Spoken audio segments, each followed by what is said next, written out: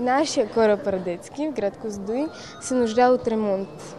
Направихме тези камъчета, за да печелим пари от тях. Подаряваме ги и те в замяна даряват сума. Правим ги от ръчна изработка с лак и камъчетата са събрани от река Дунав. Средства за кораба Радецка са за камъчета.